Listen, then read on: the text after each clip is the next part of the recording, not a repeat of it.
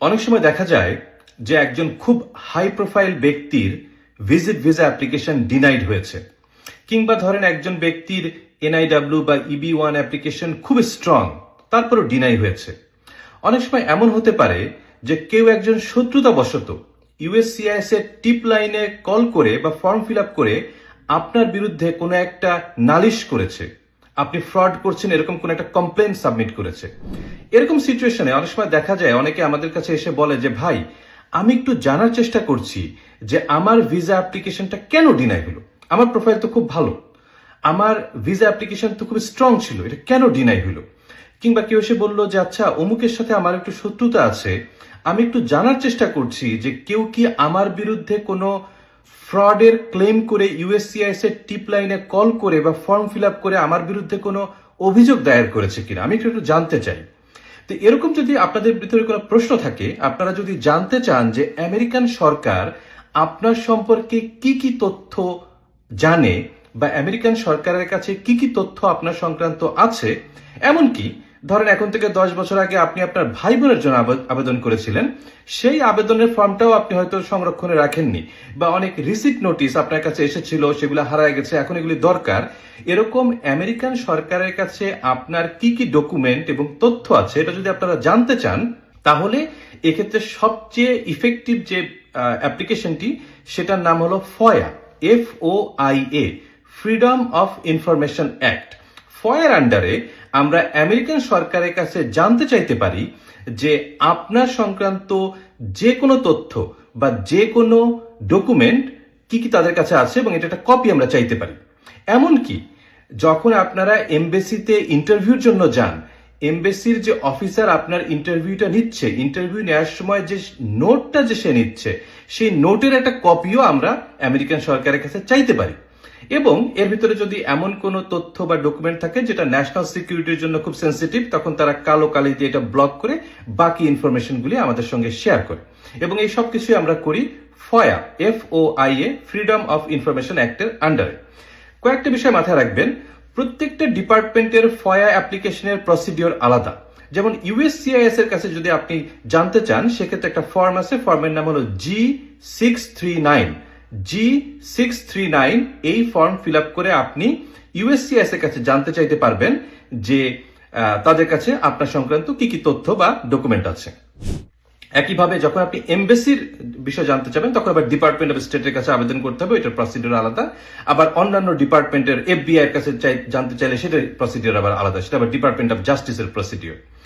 তো সাধারণত 3 থেকে 6 মাস সময় লাগে তথ্যগুলি পেতে, মাঝে মাঝে একটু বেশিও লাগে, ইদানিং একটু বেশি লাগছে, বাট ইন জেনারেল 3 থেকে 6 মাসের ভিতরে আপনি কপিগুলি পাবেন।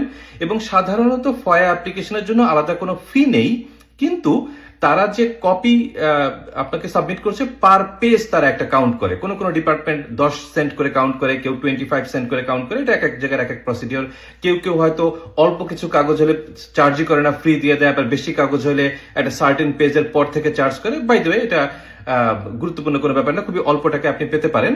এবং সবচেয়ে গুরুত্বপূর্ণ যে বিষয়টা, এই পৃথিবীর যে কোনো ব্যক্তি বা প্রতিষ্ঠান, যে কোনো ব্যক্তি বা প্রতিষ্ঠান তাদের সংক্রান্ত কি তথ্য আমেরিকান সরকারের কাছে আছে, সেগুলি তারা চাইতে পারে। ধরেন একজন ব্যক্তি যে জীবনে কোনোদিন আমেরিকায় আসে নাই, জীবনে কোনোদিন আমেরিকায় কোনো অ্যাপ্লিকেশনের জন্য আবেদনও করে নাই, তার তথ্য আমেরিকান সরকারের কাছে থাকতে পারে, এবং আপনি চাইলে সেটা একটা কপি চাইতে পারেন। একইভাবে প্রতিষ্ঠান, ধরেন একটা বিদেশি একটা ব্যাংক বা ইন্স্যুরেন্স কোম্পানি বা একটা নন প্রফিট অর্গানাইজেশন, NGO, তারাও কিন্তু তাদের সংক্রান্ত কি তথ্য আমেরিকান সরকারের কাছে আছে আপনারা চাইতে পারেন। এবং এই FOIA অ্যাপ্লিকেশন সংক্রান্ত যে কোনো বিষয়ে আমরা আপনাদেরকে সাহায্য সহযোগিতা করতে পারি। এবং আপনাদের যদি এই বিষয়ে হেল্প লাগে, আমাদের সঙ্গে যোগাযোগ করবেন। আমরা অবশ্যই একটা ফি চার্জ করব, এবং আমরা কত টাকা চার্জ করবো এটা ডিপেন্ড করে হলো আপনার অ্যাপ্লিকেশনের নেচারটা কি, কয়টা ডিপার্টমেন্টে সাবমিট করতে হবে। যেমন অনেক সময় দেখা যায় যে একটা নির্দিষ্ট তথ্যের জন্য আমরা একসাথে 3-4টা ডিপার্টমেন্টে সাবমিট করি। খুবই কমন হলো ডিপার্টমেন্ট অফ হোমল্যান্ড সিকিউরিটি, যেটা ইউএসসিআইএস এর mother organization, department of justice, যেটা এফবিআই এবং এসইভিপির mother organization, department of state, যেটা এমবেসিগুলির mother organisation.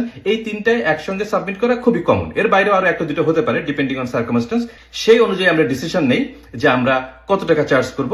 By the way, এ বিষয়ে আপনাদের কোনো প্রশ্ন থাকলে, কোনো ধরনের সেবা পেতে চাইলে আমাদের সঙ্গে যোগাযোগ করতে পারেন। বিশ্বব্যাপী আমাদের যে কোনো ব্রাঞ্চ ভিজিট করতে পারেন অথবা অনলাইনে আমাদের সঙ্গে যোগাযোগ করতে পারেন। আমি অ্যাটর্নি রাজু মহাজন, আমি the principal and founder attorney of Raju law.